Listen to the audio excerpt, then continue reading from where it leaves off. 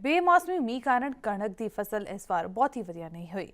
ਕਣਕ ਦੀ ਕੁਆਲਿਟੀ ਵਧੀਆ ਨਾ ਹੋਣ ਕਾਰਨ ਪੰਜਾਬ 'ਚ ਮੱਧ ਪ੍ਰਦੇਸ਼ ਤੋਂ ਆਈ ਕਣਕ ਵਿਕ ਰਹੀ ਹੈ। ਇਸ ਕਣਕ ਦੀ ਕੁਆਲਿਟੀ ਵਧੀਆ ਹੋਣ ਕਾਰਨ ਲੋਕ ਪੰਜਾਬ ਦੀ ਕਣਕ ਨਾਲੋਂ ਮਹਿੰਗੀ ਹੋਣ ਦੇ ਬਾਵਜੂਦ ਵੀ ਇਹ ਕਣਕ ਖਰੀਦ ਰਹੇ ਹਨ। ਐਮਪੀ ਤੋਂ ਆਈ ਇਸ ਕਣਕ ਦੀ ਧੂਰੀ 'ਚ ਧੜੱਲੇਦਾਰ ਵਿਕਰੀ ਹੋ ਰਹੀ ਹੈ। ਇਸ ਮਾਮਲੇ 'ਚ ਮਾਰਕੀਟ ਕਮੇਟੀ ਨੇ ਵੀ ਫਲੋਰ ਮਿਲਾਂ ਸੰਬੰਧੀ ਨੋਟਿਸ ਲੈ ਲਿਆ ਹੈ।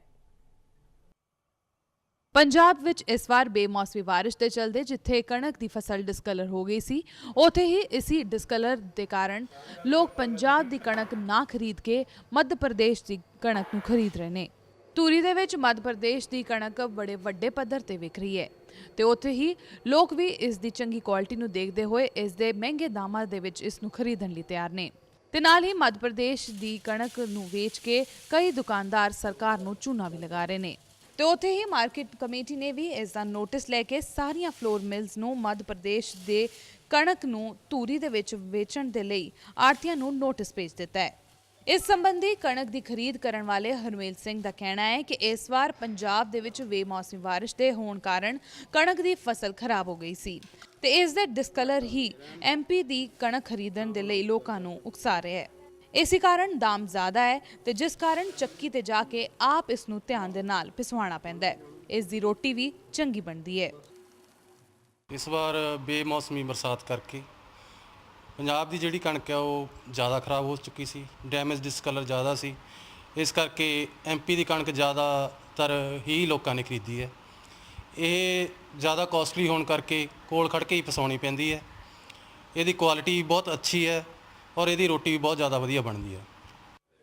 ਐਮਪੀ ਦੀ ਕਣਕ ਖਰੀਦਣ ਵਾਲੇ ਬਲਦੇਵ ਸ਼ਰਮਾ ਨੇ ਦੱਸਿਆ ਕਿ ਜਦ ਉਹਨਾਂ ਨੇ ਦੇਖਿਆ ਕਿ ਵੱਡੇ ਮਾਲ ਦੇ ਵਿੱਚ ਐਮਪੀ ਦੀ ਕਣਕ ਦਾ ਆਟਾ ਕਾਫੀ ਚੰਗੀ ਕੁਆਲਿਟੀ ਦਾ ਹੈ ਤਾਂ ਉਹਨਾਂ ਨੇ ਵੀ ਇਸ ਪ੍ਰਯੋਗ ਨੂੰ ਕਰਨ ਦੇ ਬਾਰੇ ਸੋਚਿਆ, ਜਿਸ ਦਾ ਨਤੀਜਾ ਕਾਫੀ ਚੰਗਾ ਹੈ।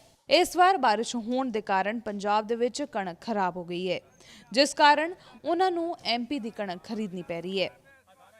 ਇਹ ਸੀ ਅਸੀਂ ਜਦੋਂ ਵੱਡੇ ਮਾਲਾਂ ਜਾਂਦੇ ਨਾ, ਵੱਡੇ ਸ਼ਹਿਰਾਂ ਚੰਡੀਗੜ੍ਹ ਵਗੈਰਾ, ਉੱਥੇ ਜਿਹੜੀ ਪੈਕਿੰਗ ਸੀ ਆਟੇ ਦੀ ਉਹਦੇ ਉੱਪਰ ਐਮਪੀ ਦਾ ਕਣਕ ਦਾ ਆਟਾ ਲਿਖਿਆ ਹੁੰਦਾ ਸੀ ਤੇ ਅਸੀਂ ਵੀ ਸੋਚਿਆ ਵੀ ਆਪਾਂ ਉੱਥੋਂ ਲੈ ਕੇ ਵੀ ਆਏ, ਇੱਕ ਦੋ ਵਾਰੀ ਉਹ ਕੀਤਾ, ਯੂਜ਼ ਕੀਤਾ ਤਾਂ ਬਹੁਤ ਵਧੀਆ ਹੋਇਆ, ਉਹਦਾ ਨਤੀਜਾ ਨਿਕਲਿਆ ਤੇ ਉਹਦੇ ਕਰਕੇ ਅਸੀਂ ਉਹ ਕੀਤਾ।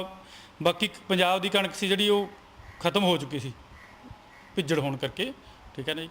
ਉਹਦੇ ਕਰਕੇ ਤਾਂ ਅਸੀਂ 5-4 ਬੰਦਿਆਂ ਨੇ ਉਹ ਕੀਤਾ, ਹੋਰ ਵੀ ਲੋਕਾਂ ਨੇ ਲੈਤੀ ਬਹੁਤ। ਇਹੀ ਕਾਰਨ ਸੀ ਵੀ ਐਮਪੀ ਦੀ ਕਣਕ ਦਾ ਯੂਜ਼ ਹੋਣਾ ਪੰਜਾਬ 'ਚ, ਵੀ ਪੰਜਾਬ ਦੀ ਕਣਕ ਖਰਾਬ ਸੀ ਤੇ ਮੌਲਾਂ ਜਿਹੜਾ ਆਟਾ ਮਿਲਦਾ ਸੀ ਤਕਰੀਬਨ ਐਮਪੀ ਕਣਕ ਉਹ ਮਿਲਦਾ ਸੀ ਐਮਪੀ ਦੀ ਕਣਕ ਦਾ ਜੀ। ਮਾਰਕੀਟ ਕਮੇਟੀ ਦੇ ਚੇਅਰਮੈਨ ਸੁਖਪਾਲ ਸ਼ਰਮਾ ਦਾ ਕਹਿਣਾ ਹੈ ਕਿ ਜਦ ਉਹਨਾਂ ਦੇ ਨੋਟਿਸ ਵਿੱਚ ਇਹ ਮਾਮਲਾ ਆਇਆ ਕਿ ਮੱਧ ਪ੍ਰਦੇਸ਼ ਦੀ ਕਣਕ ਧੂਰੀ ਦੇ ਵਿੱਚ ਵਿਕ ਰਹੀ ਹੈ ਤੇ ਉਹਨਾਂ ਨੇ ਪੰਜਾਬ ਖੇਤੀਬਾੜੀ ਐਕਟ 1961 ਦੇ ਤਹਿਤ ਉਹਨਾਂ ਸਾਰੀਆਂ ਫਰਮਾਂ ਨੂੰ ਨੋਟਿਸ ਭੇਜ ਦਿੱਤੇ ਜੋ ਕਿ ਫਲੋਰ ਮਿਲ ਚਲਾ ਰਹੀਆਂ ਨੇ ਤੇ ਉਧਰ ਕੁਝ ਕਮਿਸ਼ਨ ਏਜੰਟ ਇਸ ਨੂੰ 2800 ਰੁਪਏ ਤੋਂ ਲੈ ਕੇ 3400 ਰੁਪਏ ਤੱਕ ਵੇਚ ਰਹੇ ਨੇ। ਮੇਰੇ ਧਿਆਨ ਦੇ ਵਿੱਚ ਇਹ ਗੱਲ ਅੱਜ ਆਈ ਹੈ। ਅਸੀਂ ਪੂਰੀ ਸਖਤੀ ਨਾਲ ਪੰਜਾਬ ਖੇਤੀਬਾੜੀ ਪੈਦਾਵਾਰ ਐਕਟ 1961 ਦੇ ਅਧੀਨ ਜਿਹੜੀਆਂ ਫਰਮਾਂ ਦੇ ਲਾਇਸੈਂਸ ਹੈਗੇ ਉਹਨਾਂ ਨੂੰ ਵੀ ਨੋਟਿਸ ਜਾਰੀ ਕਰ ਚੁੱਕੇ ਹਾਂ। ਧੂਰੀ ਤੋਂ ਹਰਸ਼ ਕੌਸ਼ਲ ਦੇ ਲਈ ਹਲੀਨ ਕੌਰ, 10 ਨਿਊਜ਼।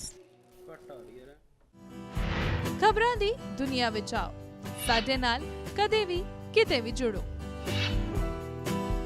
ਆਪਾਂ ਮਿਲਾਂਗੇ ਫੇਸਬੁੱਕ ਤੇ, ਅਸੀਂ ਦਿਖਾਂਗੇ YouTube ਤੇ, ਸਾਨੂੰ ਫੋਲੋ ਕਰੋ ਟਵਿੱਟਰ ਤੇ।